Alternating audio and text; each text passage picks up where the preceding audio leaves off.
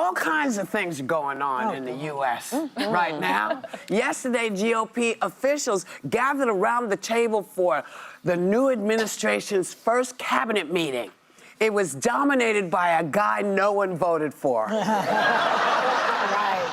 Who has also admitted his cost-cutting measures haven't always gone according to plan. Oops. Take a look. We will make mistakes. We won't be perfect. But when we make a mistake, we'll fix it very quickly. So, for example, with USAID, one of the things we accidentally canceled very briefly was Ebola, Ebola prevention. I think we all want Ebola prevention. So we restored the Ebola prevention immediately. Hey, you want to let the cabinet speak just for a second? Roughly 1 million employees have responded so far to this email. Does that mean that the remaining 1 million or so federal employees now risk being terminated? The president encouraged me via Truth Social and also via phone call to be more aggressive. Those million people that haven't responded, though, Elon, they are on the bubble, as they say. Maybe they're going to be gone. We're cutting down the size of government. We have to. We're bloated. We're sloppy. We have a lot of people that aren't doing their job. We have a lot of people that don't exist.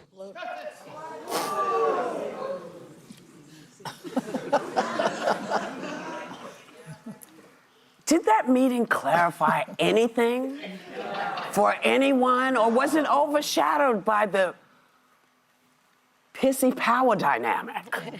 What was that? Well, I think that Trump is happy right now with this situation because he only ran to stay out of jail. Yeah. You know, that was mainly his. No, I think that's true. I don't think he ever wanted really the responsibility of the job. He's not really bright enough to handle the job. And Elon Musk kisses his butt and strokes his tiny ego or big ego, whatever it is. And he doesn't get to do, he can take a nap while the guy who was not born in this country, who was born under apartheid in South Africa, so has that mentality going on. He was pro-apartheid, as I understand it. He's a naturalized citizen now. He's a naturalized citizen. Now he's a naturalized citizen. Oh, really? How did he do that? Did he come over the border legally? He had an H-1B visa, I believe. He flew in. Yeah, he allegedly overstayed that visa. Yeah, but I think this is just perfectly wonderful for Trump. He can take a nap and let this foreign agent, an enemy of the United States, do his job. Anybody else? I don't like Elon. I wouldn't go as far as to necessarily call him an enemy of the United States yet. Let's give him a little bit of time. This is my gripe with Elon Musk. There is a world in which having him for free advise the U.S. government could be an asset. This is somebody who made incredible investments with EVs, with Teslas, with SpaceX. I've toured what they've done in NASA. He is a brilliant person when it comes to rocket science, engineering, not federal staffing. Like that, we're using him in the dumbest possible way, in the way that he is least qualified to be used. And it just doesn't really make sense to me. My honest take was, why didn't someone get Elon Musk a chair? He's just kind of hovering over the entire meeting, like dressed in all black. But then also, cabinet meetings are kind of pointless. No actual decision-making happens in them. It's kind of, especially in the Trump era, it's turned into basically everyone goes around one by one and flatters the president. So it felt like an odd sideshow. I didn't really get the purpose of it. What did you think? For me, I think if anyone was still in doubt where the power lies in Trump's new administration, the cabinet meeting made it clear that it wasn't in the actual cabinet. The power dynamic is that we perhaps, as you have been saying, Whoopi, have a shadow president. That's what it appeared like to me. He was asked to speak first. Trump asked him to speak first. I don't think that's normal. There was minimal input from cabinet secretaries. Instead, all that was highlighght was this. I'm laughing because I'm thinking, what are they going to say? Yeah, I mean, none of them know what they're doing. And in fact, they were, so what I got was that the government is saying that Elon Musk doesn't actually run Doge, that someone else runs Doge, but that person wasn't at the meeting, and the government has also said that he is a special advisor to the president. I think the bottom line is he is now, without question, Trump's most powerful advisor. Well, when you said no one else really said anything, there was a point in that meeting where someone asked about how Elon was being received, and he looked at all the cabinet. He goes, "We all love him here, right? You better all love him here, right?" And it was like, what other person's going to raise their hand and object to this marriage? Like, it's a little on the spot. But Musk has also said about these layoffs that anyone who was not dead could answer the email. The massive blaring point he's missing here is some of their direct report bosses are saying, don't reply to the email. Then you've got the president and Elon Musk saying, if you're not dead, you better reply to that email.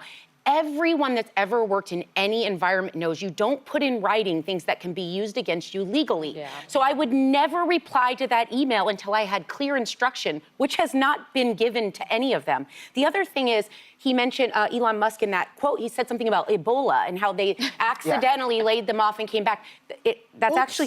That's actually not true. The funding has not come through. There's a lot of chaos in that particular place. But something else they should remember when they loosely talk about mistakes is mistakes are important, but they should not be haphazard mistakes. When you fire people, can't find them because their email's disconnected, and you have experts in certain fields that could be paid buku bucks in the private sector, you're not exactly encouraging retention of talent in the government itself. Remember when they fired those people who were guarding the nuclear arsenal by mistake? Yeah. Well, I don't know. I think part of the problem is, you know, I get that everybody's very happy he's doing what he said he was going to do, but he's actually not. He's actually not, because if you go through and you say, here's where we're bloated, here's where we're cutting, this is what we need to do. But you can't come in a week later and fire everybody when you haven't done the homework. You have no idea what's going on. You don't know where the bloating is because you haven't looked. Nobody's done the work. I don't, you know, we all say, yes, it would be nice if stuff was smaller, but I tell you what I don't like. I don't like the fact that when Musk. Robert RFK was asked about the measles, it was a very sort of blasé response. But it's not blasé to the person who lost their child. Not blasé. And I just feel like there's so much rushing that is happening that we're going to start to see more and more of this kind of thing. And I think parents now have to make a decision, because now you see the direct correlation of not immunizing your child. I was just going to say that now I'm getting some flack because I said that Musk was pro-apartheid. I don't really know for sure if he was. He grew up at that time when apartheid was in full bloom, before the great Nelson Mandela fixed that. He was around at that time, but maybe he was, maybe he wasn't. He might have been a young guy, too. Might have been. So don't be suing me, okay, Elon? They're allowed to say any lie they want, but we have to be really strict. That's why this show's important. Yeah.